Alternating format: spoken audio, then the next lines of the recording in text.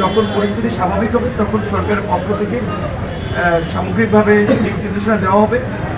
সে পর্যন্ত তাদেরকে একটু ধৈর্য ধরতে হবে। আমাদের দেশের যারা নাগরিক এই দেশগুলোতে আছেন, আপাতত যেটা তারা করতে পারে, একটু সামরিক স্থাপনা যে সমস্ত এলাকা আছে সেই সমস্ত এলাকাগুলো থেকে একটু দূরে থাকা, পরিচিত ধরেন যারা আছে তাদের মাধ্যমে একটা নিরাপদ আশ্রয়স্থল, কারণ এটা তো তারা জানে যে বিশেষ করে মিডল ইস্টে প্রায় ক্রাইসিস হয়, এই এলাকাগুলোতে বম্বিং হয় বা মিসাইল অ্যাটাক হয়। তো সেরকম একটি নিরাপদ স্থানে আশ্রয় নেওয়া এবং বিশেষ করে যে কোনো পরিস্থিতির জন্য তাদের হাতে অন্তত আমি মনে করি যে ওই সমস্ত দেশের যে একটা ডকুমেন্ট, অনেক জায়গায় আইডি কার্ড, হেলথ কার্ড, এই ধরনের কিছু ডকুমেন্ট থাকে, সেগুলো তাদের সাথে অন্তত রাখা এবং বিশেষ করে কিছু খাবার, কিছু অর্থ তাদের সাথে রাখা। এবং তারা যদি গুরুতর কোনো অসুবিধায় পড়ে তাহলে আমাদের এমবেসি এবং কনসুলেটগুলো ইতিমধ্যেই বেশ কিছু হটলাইন এবং তাদের সহায়তার জন্য কিছু নাম্বার ওপেন করেছে। আমাদের প্রবাসী কল্যাণ ও বৈদেশিক কর্মসংস্থান মন্ত্রণালয়ের সোশ্যাল মিডিয়ার যে ফেসবুক পেজ, সেখান থেকেও আপডেট দেওয়া হচ্ছে। সেখান থেকেও আমরা কয়েকজন অফিসারকে ডেডিকেটেড করেছি, সুতরাং দেশে এবং বিদেশে তারা সব জায়গায় যোগাযোগ করতে পারবে। এবং আশা করি যে সরকারের কমিটমেন্ট অনুযায়ী এবং বিশেষ করে প্রধানমন্ত্রী যেভাবে বিষয়টির প্রতি খুব নজর দিয়েছেন এবং উনি বিভিন্ন মন্ত্রণালয়কে ট্যাগ করে আজকে একটা কমিটিও করে দিয়েছেন, আমাদের সামর্থ্যের মধ্যে সর্বোচ্চ সুরক্ষা এবং সহযোগিতা করতে পারবে। মেইন কাজটা হচ্ছে ফরেন মিনিস্ট্রি, বিভিন্ন বিদেশে যে দূতাবাসগুলো আছে সেখানে আমাদের মন্ত্রণালয়ের আপনার 27টা দেশে 30টা শ্রম কল্যাণ উইং।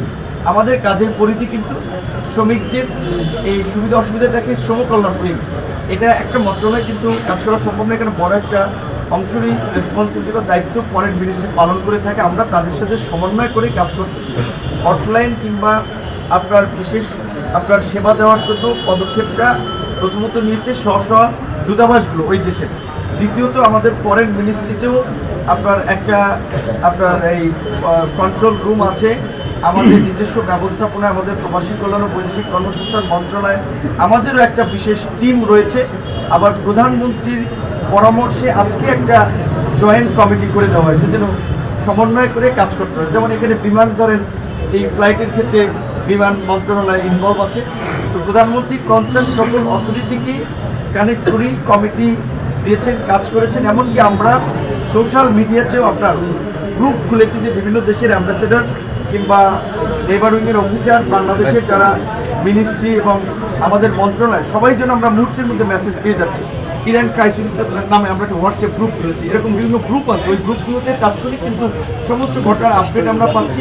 সেই অনুযায়ী আমরা কনসার্ন যারা অফিসার তাদেরকে আমরা ইনস্ট্রাকশন দিচ্ছি, আমরা কথা বলছি। আজকে পুলিশ সুপার সাহেব এই বিষয়টি মিটিং উত্থাপন করেছে, সেজন্য তাকে ধন্যবাদ। যে আসলে যদিও এটা আমাদের মন্ত্রণালয়ের কাজ, বিশেষ করে প্রবাসে যেতে আমাদের দেশের মানুষ নানান রকমের প্রতারক চক্র দালালদের খপ্পরে পড়ে অনেকেই প্রতারিত হয়, সহায় সম্বল হারিয়ে ফেলে। সেই জায়গা থেকে আমরা যা সিদ্ধান্ত নিয়েছি, প্রথম হচ্ছে যে আমাদের দেশে যে অভিবাসন ব্যয় এটা একটু বেশি। এর কারণ হচ্ছে এই দালালদের দৌরত্ব, মধ্যস্বত্ব ভোগীদের তৎপরতা, তো এটাকে বন্ধ করা। দ্বিতীয়ত অভিবাসন ব্যয় একটা নির্দিষ্ট করে দেওয়া যেন বেশি কেউ নিতে না পারে। আপনার পাশাপাশি এখানে আমাদের দেশে অনেকগুলো রিক্রুটিং এজেন্সি আছে, যে সমস্ত এজেন্সিগুলোর বিরুদ্ধে প্রতারণার অভিযোগ পাওয়া যাচ্ছে বা যারা মানুষকে আমরা দেখি যে আমাদের মিডল ইস্ট থেকে বিভিন্ন সময় গৃহকর্মী বা অনেক মানুষ নির্যাতিত হয়ে এই অভিযোগ যে সমস্ত প্রতিষ্ঠানগুলোর বিরুদ্ধে যে যারা এগুলোর সাথে জড়িত তাদের বিরুদ্ধে ব্যবস্থা নেওয়া এবং এই যে 3000 রিক্রুটিং এজেন্সি আছে এগুলোকে যাচাই বাছাই করে পুনরায় তাদেরকে আপনার অনুমোদন দেওয়া। কারণ হচ্ছে তারা অনুমোদন নিয়েছে, তাদের অনেকের বিরুদ্ধে গুরুতর অভিযোগ আছে এবং তারা অনেকেই আপনার সরকারের নির্দেশনা বা মন্ত্রণালয়ের নির্দেশনা মেনে কাজ করছে। সেক্ষেত্রে আমরা এটি নিয়ে যাচাই বাছাই করছি। আর আমাদের যে একজন সাংবাদিক যেটা বলেছে, আমাদের মন্ত্রিসভার একটি সিদ্ধান্ত আছে যার যার মন্ত্রণালয়ের বিষয়ে সে কথা বলবেন। তো সেক্ষেত্রে অর্থ মন্ত্রণালয় কিংবা জ্বালানি সংক্রান্ত বিষয়ে সংশ্লিষ্ট মন্ত্রণালয়ের দায়িত্বপ্রাপ্ত মন্ত্রী কথা বলবেন। তবে আমরা এইটুকু বলতে পারি যে বাংলাদেশ সবসময় একটা প্রতিকূলতার বিরুদ্ধে লড়াই করে সংগ্রাম করে এগিয়ে গেছে। এই ক্রাইসিসও তো কিছু ক্রাইসিস সাময়িক হবে, কিন্তু এটা কেটে যাবে এবং আমাদের কিন্তু সংকট মাথায় রেখে যে কোনো ধরনের প্রস্তুতি নিতে হবে। এবং সরকার বিশেষ করে প্রধানমন্ত্রীর এই বিষয়ে আমার মনে হয় যে সমস্ত বিষয়ে ওনার একটা নজর আছে কাজেই নতুন সরকার দায়িত্ব নিয়েছে, কখন কোথায় কি হচ্ছে সেটার জন্য প্রতিকারমূলক কী ব্যবস্থা নিতে হবে। এই কয়েকদিনের আমরা তার সাথে কাজ করে আমরা দেখেছি আমাদের যে ভালো তার এটা নিয়ে মানে বিবেচনা এবং সিদ্ধান্ত আছে। আশা করি কোনো সাময়িক ক্রাইসিস হলে এটা আমরা কাটিয়ে উঠতে পারবো।